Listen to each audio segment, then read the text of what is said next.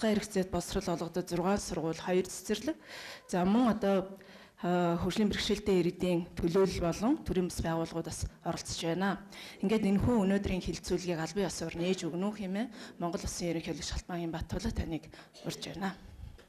Энд хүрэлцэн ирсэн та бүхэнд энэ өглөөний мэндийг хүргье. Тусгай хэрэгцээд боловсролын асуудлаар багш, сургууль хүмүүжүүлэгчид, эцэг эхчүүд энэ чиглэлээр үйл ажиллагаа явуулдаг төрийн бас байгууллагууд болон Монгол Улсын засгийн газрын салбар яамдуудын хэмжээнд анх удаага нэгдэн нийлж хилцүүлэг өрнүүлж байгаад хувийнхаа зүгээс талархал илэрхийлье. За Монгол Улсын хувьд өнөөгийн хувьд бол олон тулгамдсан асуудлууд, олон бэрхшээлтэй асуудлууд байгаагийн нэг нь бол энэ өнөөдрийн хилцүүлгийн нэгэн хэсэг юм аа. Та бүхэн санал нэгтэй байгаа хаа. За ингээд тусгай хэрэгцээд боловсролын тэр дундаа дефектологч буюу согог зүүч мэргэжлийн багш нарыг 1960-аад оны дунд үеэс 90-аад оны ихэнх үе хүртэл гадаадад нэлээд зохион байгуулалтаар бэлтгэдэг байсан юм байна. Тухайлх юм бол Унгарийн Будапештийн эмнэлэг сурганы дээд сургууль, мөн хуучнаар Оросын Ленинград, Москва, Иркүүгийн багшийн дээд сургуулиуд хараа сонсгол, хэл яриа, оюуны ухааны бэрхшээлтэй хүүхдтэй ажиллах чиглэлээр 100 гаруй багшийг бэлтгэж тусгай хэрэгцээд боловсролын сургууль цэцэрлэгийн мэргэжлийн багш боловсон хүчнэр хангаж ирсэн түүх байт юм байна. Харин өнөөдрийн байдлаар дээрх багш, сургууль хүмүүжүүлэгчид нарын дийлхэн тэтгэвртэй гарсан бөгөөд энэ салбарын хүний нөөцийн бодлого алдагдсан гэдэгтээ та бүхэн надтай санал нэг байгаа хаа. За түүнчлэн тусгай сургуульд ажиллаж байгаа согог зүүч мэргэжлийн багш нарын мэргэжил мэдлэгийг гадаад дотоодын сургуулиудад сургаж хөгжүүлэх тогтолцоо өнөөдөр бүрэн оргигдсоор ирсэн байна. Бас та бүхэн надтай санал нэг байгаа хаа. Оюуны ухааны болон бие биелдэрийн бэрхшээлтэй хүүхдүүдэд тусгайлан боловсруулсан хөтөлбөрийн дагуу хөгжлийн бэрхшээлийн онцлог тохирсон арга зүгээр сургалт явуулж хөгжүүлж ажиллах, сургалт явуулахад тохиромжтой орчин хичээлийн хэрэгслүүд сурах бичиг гарын авлага байхгүйгаас хүүхдийн сурч боловсрох эрх ноцтойгоор зөрчигдөж байгааг өнөөдөр бас онцлох нь зүйтэй байна. Монгол хүн бүр мэдлэг боловсрал эзэмшиж, ажил хөдөлмөр эрхэлж, сайн сайхан амьдрах хэрэгтэй гэж үндсэн хуулинд маань заасан байдаг. Тиймээс хөгжлийн бэрхшээлтэй хүүхэд, залуучууд, иргэд ч гэсэн бүх шатны боловсролыг эзэмшиж, сайн ажилтай сайхан амьдрах ёстой юм аа.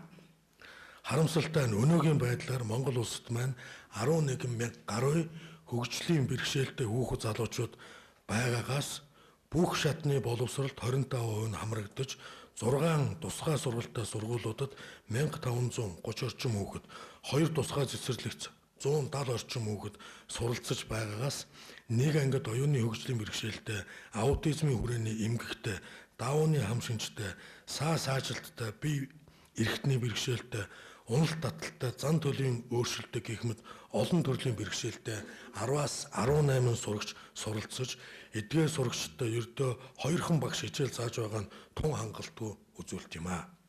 Тухайлх юм бол олон улсад тусгай сургуулийн анги дүргэлт 4-8 сурагчдад 3-аас 4 багш багшилдаг байх юм. Тиймээс хөгжлийн бэрхшээлийн төрөл онцлог байдлаас хамаарч тэднэрт тохирсон сургалтын арга барилаар хичээлийг заах, тухайн сургалтын байгууллагын орчныг хүртээмжтэй байдлаар бүрдүүлэх, ажиллах, багш боловсон хүчнийг бэлдэх, мэргэжшүүлэх асуудал өнөөдөр чухлаар тавигдаад байна. Хөдөлмөр эрхэлж буй хөгжлийн бэрхшээлтэй иргэд нийт хөгжлийн бэрхшээлтэй иргэдийн 20 орчим хувийг эзэлж байна гэсэн статистик мэдээлэл байна. Энэ бол маш хангалтгүй тоо юм аа. Үлдсэн 80% нь ажил хөдөлмөр эрхлэж, өрхийн орлогоо нэмэгдүүлж чадахгүй, бусдаас хараад амьдарч байна гэсэн үг ээ. Тиймээс хөгжлийн бэрхшээлтэй иргэдийн хөдөлмөр эрхлэлтийг дэмжих нь маш чухал асуудал юм аа.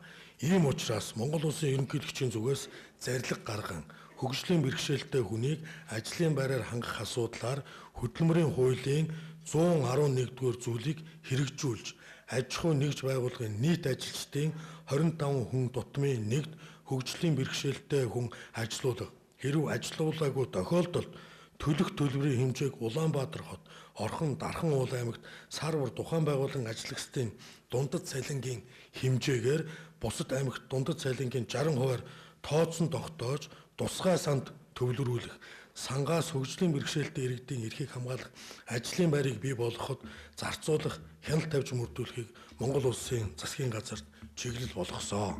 Та бүхэн энийг сонссон байх гэж бодож байна. Цаашид хөгжлийн бэрхшээлтэй хүүхэд залуучуудыг ажлын байраар хангахын тулд бодлогоор дэмжин мэрэгжил сургалтын төвүүдэд мэрэгжлийн чиг баримжааг түлхүү олгох. Улмаар мэрэгжилтэй боловсон залуучуудыг ажлын байран дээр дасан зохицож ажиллах сургалтуудыг сайн зохион байгуулахад анхаарах шаардлагатай байна. Миний хувьд хөгжлийн бэрхшээлтэй хүүхэд залуучууд бусад хүүхдүүдтэй хамтдаа энгийн сургууль тэгш хамтран сурах хандлагыг зөв гэж үздэг юм. Учир нь тухайн хөгжлийн бэрхшээлтэй хүүхэд хөгжөхөд нь сайнаар нөлөөлөхөөс гадна бусад хүүхдүүдийн хувьд бие биенээ хайрлаж, найзлах, нөхөрлөх, туслаж дэмжих энэ сэтгэл зан төлөвийг төлөвшүүлж байгаа нь чухал юм. Тиймээс хөгжлийн бэрхшээлтэй хүүхэд залуучуудын боловсролыг дэмжсэн, тэгш хамран сургах, тусгай хэрэгцээт боловсролыг олгох зохицуулалтуудыг тусгасан бие даасан хуультай болох цаг ирсэн гэж бодож байна. Аливаа улс үндэстэн нийгмийн нэг хэсэг болсон хөгжлийн бэрхшээлтэй иргэд тэр тусмаа хөгжлийн бэрхшээлтэй хүүхдүүдийн асуудалд онцгой анхаарч ирсэн. Бид ч мөн адил төрийн бодлого шийдвэртээ тусгайлан анхаарч явах хэрэгтэй юм. Нийгмийн хайр халамжийг бусдын айдлаар хүртэх ёстой хөгжлийн бэрхшээлтэй хүүхдүүдийн тусгай хэрэгцээт боловсролын асуудалд тусгайлан анхаарч байгаа энэхүү хилцүүлгээс зөв шийдэл, оновчтой саналууд гарч холбогдох газруудад зөвлөмж, чиглэл болон хүрэгдэж амьдралд хэрэгжинэ гэдэгт гүнээ итгэж байна. Ингээд зөвлөгөөнд оролцож байгаа та бүхэнд амжилт хүсье. Хэлэлцүүлгийн маань нэр өнөөдөр тусгай хэрэгцээт боловсролын салбарын өнөөгийн байдал тулгамдж буй асуудалд шийдвэрлэх арга зам гэсэн ийм сэдвт нээлттэй хэлэлцүүлэг гэдэг бүгдээр анхаарах байгаа. Би дахиад хэлье. Шийдвэрлэх арга зам, тулгамдж буй асуудалд шийдвэрлэх арга зам. Эндээс шийдвэрлэх арга замуудыг засгийн газар чиглэл өгөөд эндээс хэрэгжих үр дүн, эерэг буюу хурдан шуурхаа энэ салбартаа хүрээсэй гэсэн үднээс энэ хэлэлцүүлгийг хэлж байгаа гэдгийг дахин хэлье. Үүний дараа илтгэлүүд явагдах. Илтгэлүүд дээр бас анхаарах зүйлүүд байвал та бүхэн саналаа нээлттэй хэлээрэй. Дөрөв хэлсэн хөдөлмөрийн хуулийн заасны дагуу 25-ын 1-д бид нар хэрвээ энэ хууль хэрэгжээд эхлэх юм бол бидний асуудал тэр чигээрээ шийдэгдээд явах юм боломж байгааг хараад засгийн газарт захирамж үзсэн он сар өдөр хэзээ вэ? 18 оны 9 сарын 4-нд өнөөдөр хэдүүлээ 19 оны 3 сарын 15. Энэ зарилгын зөвлөмжийг өгөөд 6 сар болж байна гэсэн үг. Энийг хэрэгжүүлэхэд бид нар нийт Монгол оронд байгаа 110,000 орчим энэ хөгжлийн бэрхшээлтэй иргэд болон үүнийг бусад асуудлуудыг шийдэж явж ийм боломжийг би дахин хэлээд байгаа маань тэр юм аа. Тийм учраас энэ зөвлөгөөний дараа энэ асуудал дээр нэгдэж бүгдээрээ хэлэлцүүлээ төвлөрсөн шийдвэр гаргаарай гэж та бүхнээс дахин хүсье. Баярлалаа. Жил дунджаар сургуулийн хүүхдийн тоо 100 орчмоор нэмэгдсэн байна. Эмэгтэй хүүхдийн тоог харьцуулахад эрийн бэрхшээлтэй хүүхдүүд 34%-ийг, хүндүт гэрэл мэдэрдэг түвшний хүүхдүүд 62%-ийг эзэлж